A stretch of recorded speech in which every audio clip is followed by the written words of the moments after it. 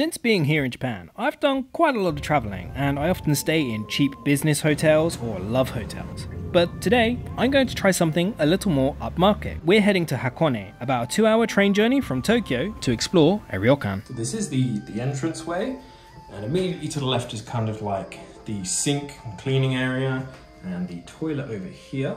And we have actually been here for about 10 minutes or so, so it's kind of a mess already. But here on the left, we've got these 2 nice futons to sleep on.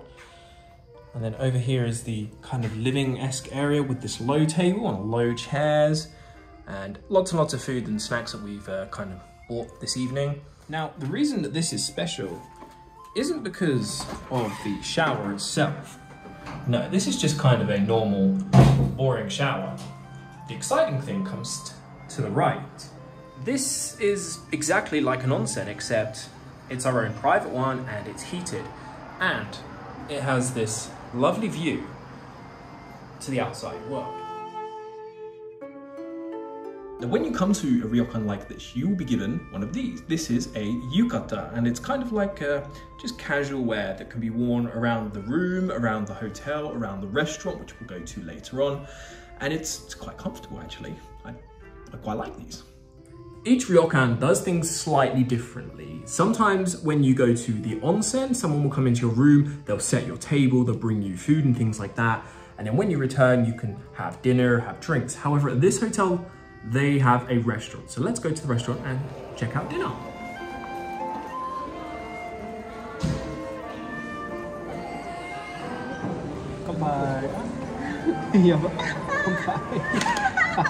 Finding a ryokan in larger cities like Tokyo may be a little bit difficult due to their price and because they're usually based in hot spring areas. However, it's not impossible. Ryokan are more than just staying the night, they're more of an experience. Almost all of ryokans have onsens attached to them, which is why you'll find ryokans in areas that have lots of natural springs. Unfortunately, I can't show you the onsen area here in this hotel because of privacy reasons, and I don't have permission of other people to film, and you know, they're also naked. But I can show you the private bath. This is a really nice little bath area. I'm not too much of a fan of the public onsen, but this is really nice to just come and sit and relax and enjoy after a very long, stressful day of traveling. And the best thing is as well, I can actually open these shutters behind me and get a nice view of the outside world, which is really pretty. But this is definitely something that I would recommend. Belly full of food, it's time to grab a drink and relax in our private bath looking out at the beautiful scenery. Good morning! I actually slept way better than I expected, even though I slept on futons. And back home in Nagasaki, I don't sleep well on the futons, but these ones are actually quite comfortable. But now, let's go get breakfast.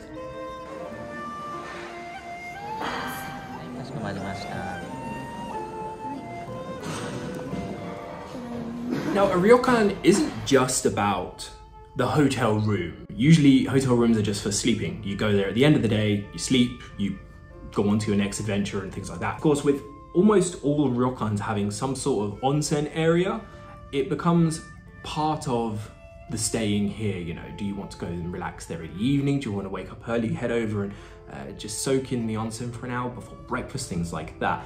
It becomes more about the actual experience of being here in this traditional style room, soaking in the onsen. Of course, here with this open air bath as well, the experience of just kind of relaxing there with family or friends, partners, whatever. And it is just really nice. Of course, ryokans are expensive. They're way more than I would spend on a normal hotel room whenever I go to Tokyo. Here, especially in this ryokan, we are way out in the mountains, away from everything. So there's no city, there's no traffic. It is way calmer than the city. Staying at a ryokan is a great way to experience Japanese culture, food and tradition, coupled with relaxing times in the onsen. With ryokan being a little on the pricey side, it's definitely worth squeezing a stay into your itinerary, even if it's only for 1 or 2 nights. And of course, if you're interested in seeing more about Japan, don't forget to subscribe, leave your suggestions down below for other things I should check out, and I'll see you next time.